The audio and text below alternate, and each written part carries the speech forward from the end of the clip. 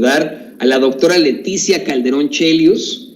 Qué bueno, ¿no? Queríamos ir con ella desde un principio para hablarnos de pues esta consulta popular. Primero la saludo, doctora, ¿cómo le va? Muy buenas tardes. Toño, aquí encantada de la vida de escucharte como siempre. Sí, también es un placer ahora que tenemos más tiempo y para hablar precisamente de la consulta popular, va a ser muy importante que podamos hacer este tipo de planteamientos, doctora. Quiero comenzar con esto. Se habla de fracaso. Tenemos un Vicente Fox, a un Felipe Calderón y a una plétora de personajes en los medios de comunicación tradicionales asegurando que se trató de un fracaso. Tampoco podríamos llegar nosotros a decir que fue un exitazo total la consulta popular, y tampoco yo le voy a preguntar a usted de esta forma, le voy a decir, ¿verdad que no fue un fracaso, doctora? No va a ser de esta forma mi pregunta, simplemente el planteamiento de que en efecto entre 6 y 7 millones de personas votaron, planteamiento de que en efecto hubo muchas irregularidades por parte del Instituto Nacional Electoral al hablar de las casillas casi inexistentes, el cambio de casillas, que no existieran casillas especiales, además de una difusión muy pobre. Una serie de situaciones que no buscan justificar este resultado, pero que en todo caso, pues sí, son importantes a considerar ante lo que ocurrió. Hoy el presidente López Obrador incluso dice que no se trató de un fracaso, que la democracia nunca fracasa, y es por eso que le quería pedir a usted su opinión al respecto. Mira, Toño, pues yo creo que haces muy buen recuento, así como de un escenario muy amplio, pero fíjate que yo te diría que toda elección se mide y, digamos, pasa a la historia y pasa al recuento a partir de quienes votan. Ese es el universo a partir del cual se habla, digamos, en el primer momento. Ahorita estamos en medio de una disputa que tiene que ver, y ahorita tomo ese tema, con otro, digamos, que va más allá de la elección en sí misma, esta elección de la consulta. El punto interesante es que cómo va a pasar y qué queda es qué porcentaje ganó para un punto, para el otro, más allá de, digamos, si hubieran votado 100 o hubieran votado 10 millones, ¿sí? O 100 millones. ¿Por qué? Porque justamente un proceso electoral, pues eso es lo que traduce. Los que votan son los que cuentan, los que no votan no cuentan en una elección. ¿Sí? Para otros efectos de tipo político podemos hablar ya, ahí sí, de que si se hizo vacío, si de la campaña de para que no votara la gente. Creo que son como muchos puntos. Entonces, mira, yo hago mucho, y ahí esto te va a gustar a ti, Toño, hago mucho el comparativo con el tema del voto de los mexicanos que radican en el extranjero, porque ese es un gran laboratorio electoral para México. Y lo que vemos es que muchas veces el número de votantes no corresponde con la efervescencia, la creatividad, la presencia numérica de mexicanos que radican fuera de nuestro país. Y sin embargo, sabemos bien que hay mucho interés, que hay mucho compromiso, que hay una gran lealtad de los paisanos hacia sus familias sobre todo, pero que no se traduce en lo que correspondería con los votos que esperaríamos se emitieran. ¿Qué pasa ahí? Muchas cosas, y creo que es buen símil porque muchas veces lo que vemos es que lo barroco de todo el proceso para votar, antes que eso inscribirse, el registro y luego ejercer el voto, todo eso, digamos, va quitando y se vuelven filtros. Entonces, lo que vimos con la consulta es muy parecido desde mi punto de vista, porque al final de cuentas tenemos que, por ejemplo, en una elección donde se puede decir sí o no, se pueden instrumentar al revés de lo que hizo el INE, y habría en todo caso que ver cuáles fueron las decisiones y a partir de que tomaron y decidieron que no hubiera casillas especiales que hubieran permitido que un número mucho más amplio de gente que hoy está en tránsito por vacaciones, por enfermedad, Toño, gente que está convaleciente en su casa, de lo que me digas, o incluso gente de edad que no puede estar saliendo, o como sabemos muy bien, alguien que se fue ese día a comer a casa de sus familiares a otra parte de la misma ciudad donde vive, y entonces no puede ir o decidió no ir a votar.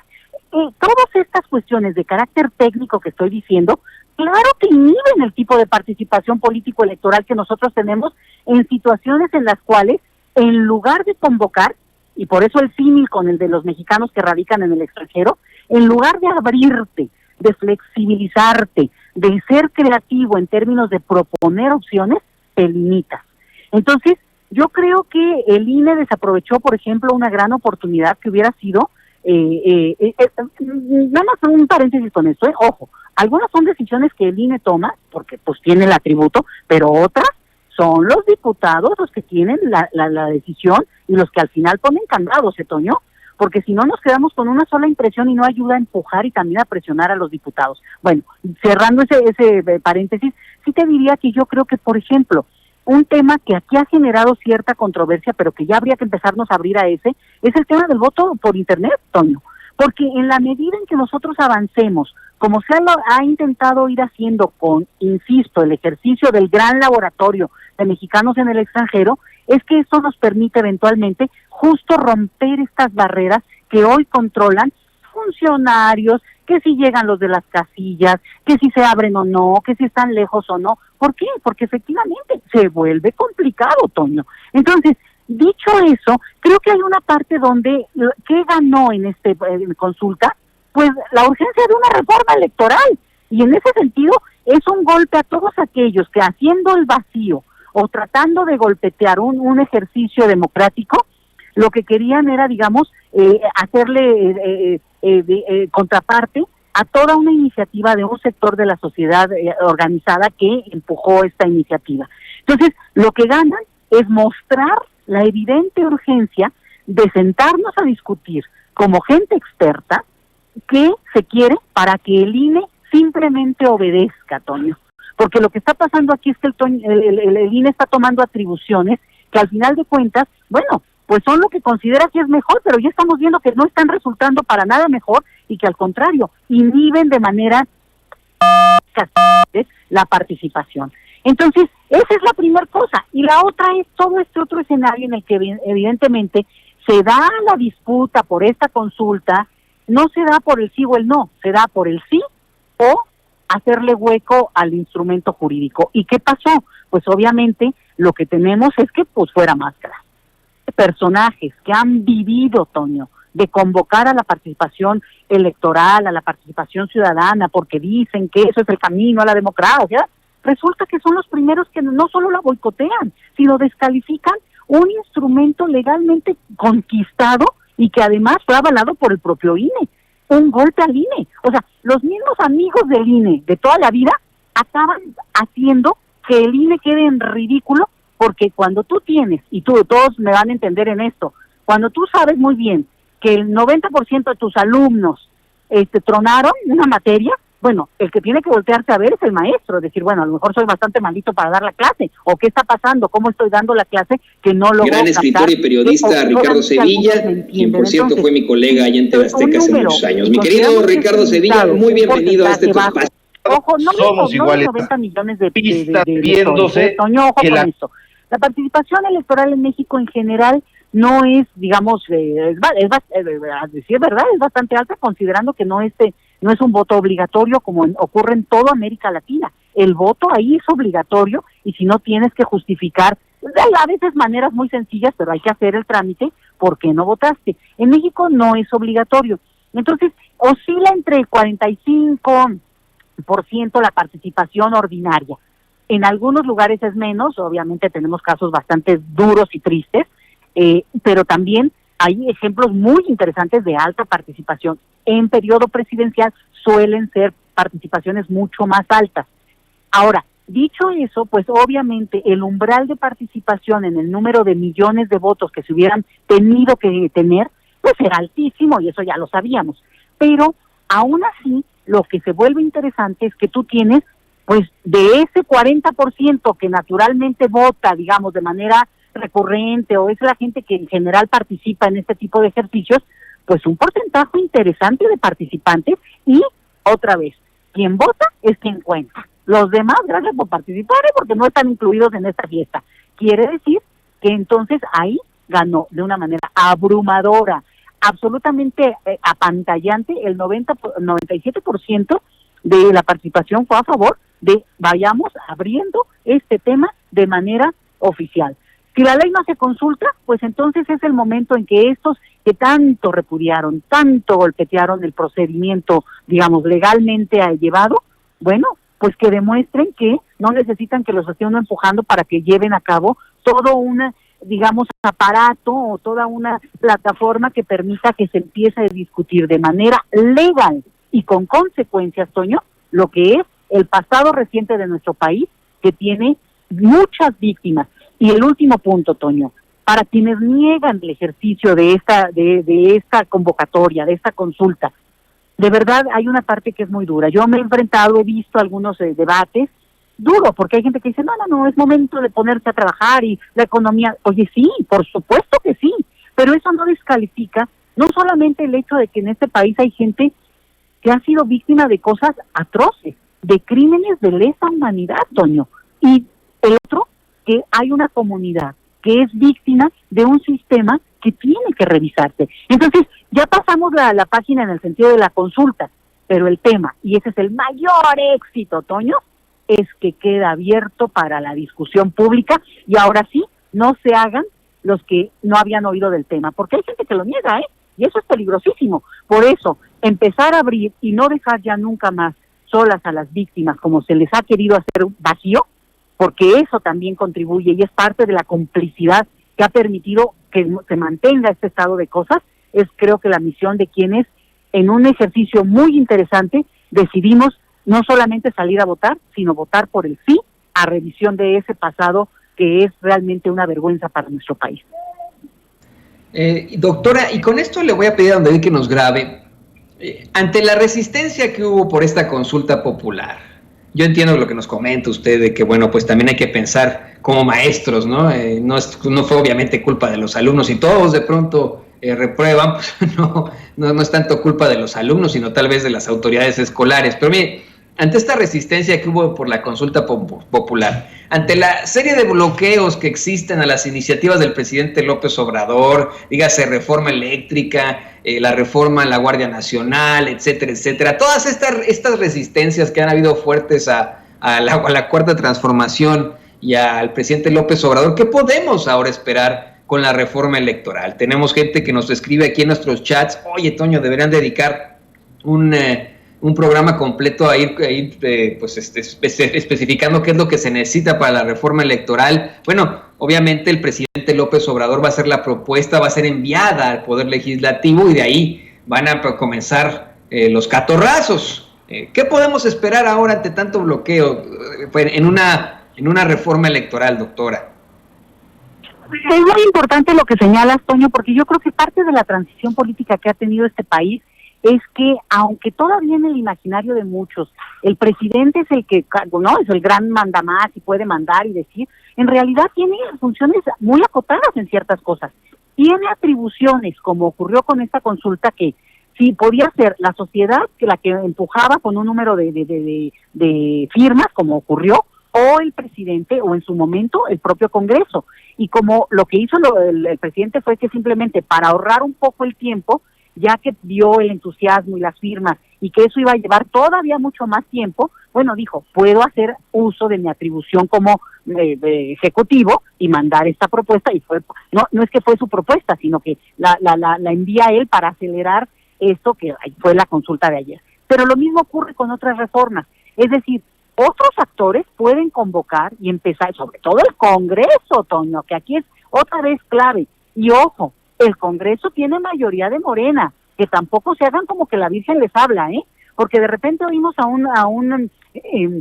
a Delgado diciendo, no, bueno, sí, ¿qué hizo, no hizo Lorenzo Córdoba? A ver, espérame, sí, maestro, pero ustedes también decidieron, y en una negociación que a veces han hecho cambios que también son parte de la discusión política, bueno, ceden en algunas cosas a cambio de otras, pero bueno, las consecuencias también se ven a la luz de un proceso electoral como este, por ejemplo. Entonces, tienen una responsabilidad histórica los diputados de Morena, obviamente, con quienes trabajan o con quienes pueden avanzar este tipo de cosas, pero de convocar a una reforma electoral y en su momento justamente convocar a estas otras fuerzas que se van a resistir. Pero mira, Toño, la resistencia la han tenido toda la vida, pero desde el poder, o sea, a resistirse a la democracia, pero desde el poder, y en este momento podrían resistirse, pero con un juego mucho más equilibrado. Yo no voy a decir que el poder realmente lo tiene un grupo, digamos, en este caso, que dijera yo Morena, o una opción de izquierda o progresista. La verdad es que es un juego de equilibrio muy difícil, porque no es cierto que ni el presidente puede decir y avanza y porque yo lo dije, no, sino hay una serie de requisitos que en su momento, pues obviamente, insisto, el poder, aquí en este caso legislativo, tiene la jugada y ya tiene el mensaje. El mensaje fue contundente. Este tipo de elección, como la tenemos, no funciona. Y si alguien me dice, o que los propios colegas del INE me digan, bueno, es que la gente no salió a votar, bueno, entonces, ¿qué hiciste durante 30 años en términos de la construcción de una cultura cívica que ponga y que haga que la gente estime de una manera excepcional su derecho al voto como para no dejarlo perder? Entonces, quiere decir que no lograste inyectarle ni esa energía ni esa conciencia. Bueno, entonces ahora sí que ensayo-error, hay que cambiar la estrategia porque evidentemente la gente no tiene el chip de la democracia, Toño, tiene el chip de voy y voto, y ya luego hagan lo que quieran. Pues así nos ha ido. Y ahora que es la oportunidad de iniciar esta democracia participativa, bueno, sí hay que inyectarles el chip de la participación, el chip de que el voto es el instrumento y por tanto ese es una reforma electoral necesita convocar. No puede ser que quienes representan al árbitro electoral sean personalidades, en este caso personalidades, pero yo la verdad ni lo personalizo porque cuidar el INE sí es importante, Toño, pero cuando se pierde la legitimidad o el respeto o digamos incluso la referencia, ¿no? Es que lo dijo el presidente del INE y no es referencia para la gran mayoría de los mexicanos, ojo, tienes un gran problema. Puede ser que sus seguidores y sus más cercanos, que son justamente exconsejeros o expresidentes incluso del INE, le hicieron hueco, le hicieron vacío, le hicieron golpeteo, pues entonces quiere decir que están más vacíos que nunca, más solos que nunca.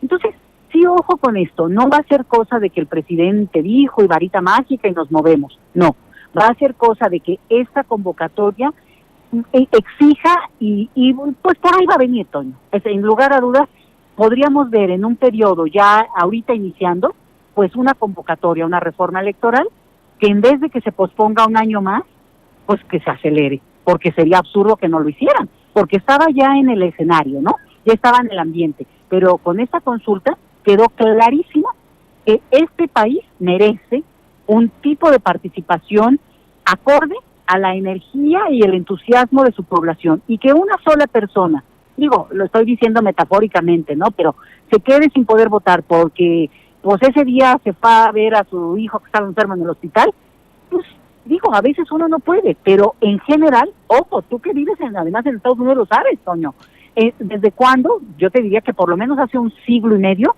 hay voto anticipado en Estados Unidos. En otros países incluso tú puedes delegar tu voto, como en Francia, y no estoy diciendo que se haga eso, porque también entiendo la naturaleza de nuestro sistema político electoral, pero sí me parece que jugar y entender estas otras formas de participación que permiten ampliar el ejercicio electoral son necesarias, y no podemos decir ya que es que la desconfianza, perdón, si en 30 años el propio sistema electoral no se ha legitimado por sí mismo, bueno, pues entonces otra vez vuelvan a volteemos los ojos a ver al INE y entonces sale todavía peor, entonces de veras no sirve para nada, y no quiero yo decir eso, quiero decir que es preferible que las propias autoridades del INE, cosa que tampoco les toca a ellos decidir, sino simplemente obedecer, tendrán que revisar cómo están manejando las cosas para incluso convencer de este tipo de formas de participación. Te decía yo, como en Estados Unidos, tú puedes mandar tu voto. ¿Por qué en México no se puede hacer? En Brasil desde hace años, bueno, te diría yo por lo menos 25 años, votan en urnas electrónicas que ya van de salida. En México se debe acelerar la instrumentación del voto por Internet, sí señor, y ahí entra otro debate, porque muchos de los detractores del INE se fueron con ese tema y al final acaban, digamos, también no abriéndose a posibilidades que son técnicas. Cuando le cargas lo político, ahí también tienes que empezar a graduar tu conocimiento de los temas, porque ya ves que aquí en este país todo el mundo se siente o epidemiólogo o después experto en lo electoral, depende del día en que se amanece el debate. Y por ahí iría mi comentario, Toño. Doctora, y con esto cerramos, le pido a don David que nos grabe. Ya por último, creo que en esto que menciona es importante también incluir que se viene la revocación del mandato, otro esfuerzo democrático sin precedentes y con el que tal vez sí veremos una participación más activa de los poderosos, de esos medios tradicionales que buscarán, como lo han intentado durante tanto tiempo, quitar al presidente López Obrador. Es más que evidente que si bien olvidaron que existía esta consulta ciudadana, ahora sí, con un precedente legal, podrían quitar al presidente de México. ¿Cómo ve que vaya a funcionar esto en los próximos días? Yo lo planteaba desde hace tiempo aquí en Sin Censura. Ok, va a ser el bloqueo a la consulta popular y de aquí en adelante sería una campaña de desprestigio y de golpeteo absoluto contra el gobierno de la Cuarta Transformación ante la revocación del mandato. Pero ¿habrá alguna diferencia en cuanto a esta baja participación de ayer con lo que veremos el próximo marzo? Ahora sí que hemos vivido tiempos muy interesantes, Toño, porque como que ya entramos a otro trip, ¿no? Ahora este es otro nuevo tema y se empieza a poner ahí ya en el escenario, cuando en realidad apenas estamos viendo los resultados y después desglosados, incluso por estados, por entidades, por municipios, de cómo se fue dando la participación de la consulta de ayer. Y a mí me parece que sí deja una lección, bueno, digamos, para los detractores del gobierno, pues obviamente que como el hecho de que tienen el poder fáctico de los medios de comunicación es impresionante, Toño, porque realmente lo que hemos visto es que en la medida que el propio nuevo gobierno, digo nuevo por decir estos últimos 3 años respecto a los últimos 30 años, ¿verdad? Pero ya tampoco es nuevecito, pero que no ha querido entrar realmente a una discusión sobre el andamiaje de los medios de comunicación y la presencia de estas voces que se hacen coro permanentemente, pero en medios públicos y privados, y entonces acaban siendo, bueno, la narrativa que más se escucha, porque aunque obviamente han entrado, han irrumpido, tienen presencia otras voces, como en este caso Sin Censura, Toño, qué bueno, pero realmente también a veces estamos viendo que hay un público que nos escuchamos y coincidimos, y lo que no estamos viendo es esta apertura de esos medios. Sobre todo yo hablo de los públicos, de los privados que contratan a quien quieren y ellos pagan, ¿no? Pero no se nos olvide nunca que el espectro mediático es público, O sea, Televisa tiene una concesión, TV Azteca tiene una concesión, no son dueños de, aunque ahí hay algo mucho más complejo, yo lo sé, ni me meto en esa hondura, pero lo que me queda muy claro es que estamos viendo la lucha frente a los poderes fácticos, como son los medios de comunicación, los medios económicos, y cómo también actúan en sintonía. Entonces, esos detractores a lo mejor pueden decir cómo funciona una campaña, cómo se golpetea, pero su campaña no podría estar, digamos, en términos de ahora no participe. Ahora vas a ver cómo van a legitimar y van a ir a hablar de la importancia de participar. Ahora sí, ¿verdad? Vas a ver, esa es una. Pero la otra es que obviamente en el medio va a estar este debate de la reforma electoral. Y ahí es donde yo insisto, no se vayan con la cinta de que si Lorenzo Córdoba, Ciro Murayama, son personajes transitorios, incluso saliendo ya en sus últimas. Aquí lo que tenemos que ver es el conjunto del aparato, por un lado técnico que funciona de parte del INE, los propios consejeros que han cambiado y tienen voces también diversas al interior, y es muy interesante, habría que seguirlo también más de cerca, pero la otra tiene que ver con cómo mandatan desde el legislativo a que el INE instrumente ciertas cosas. Te voy a dar un ejemplito. Este umbral del 40% de votos necesarios para que al final pudiera ser vinculante la consulta, que era todo el tema, bueno, eso no lo puso el INE, eso lo había puesto el Congreso, y por tanto habría que ver cómo se discutió, cómo se negoció esa decisión, para que tampoco nos traten como que si nosotros, digamos, como el coro que todo el tiempo no entiende que también en los poderes están tratando de llevar agua a su molino. Entonces, yo creo que va a ser interesante. Yo lo veo lejano en términos de que desde que entró este presidente, bueno, pues sí, cada día es un nuevo tema, ¿no? Y vamos a ver qué ocurre. Tenemos ahorita algo que de repente baja el si tú quieres, la intensidad, pero temas complejos, Toño, como la famosa tercera ola del COVID. No se nos puede olvidar que estamos en medio de eso, junto con otras decisiones que se están tomando y que tienen que ver no solo con este ahora tema de la justicia, que quedó al descubierto, Toño, por Dios,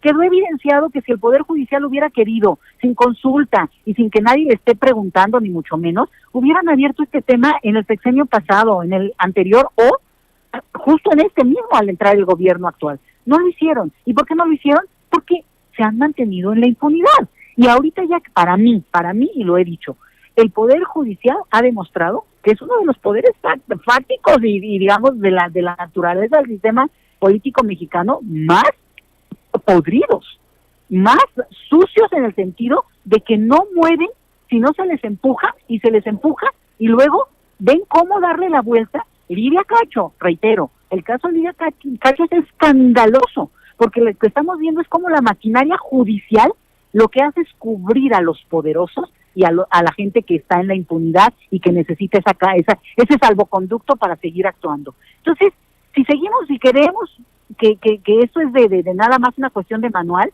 bueno, pues la verdad, seguir oyendo ese coro se podría servirnos. Obviamente no creo que consideremos eso quienes hoy hablamos desde otras trincheras, y por eso creo que hay que estar muy atentos. Esto va a dar mucho que discutir, pero que está pegado, y que al final de cuentas pues va a también ser una llamada de atención muy fuerte para todos aquellos que no pudieron votar por alguna razón, Toño, que puede ser absolutamente válida, pero que pues si no, ahora sí, insisto, si no votas, no cuentas.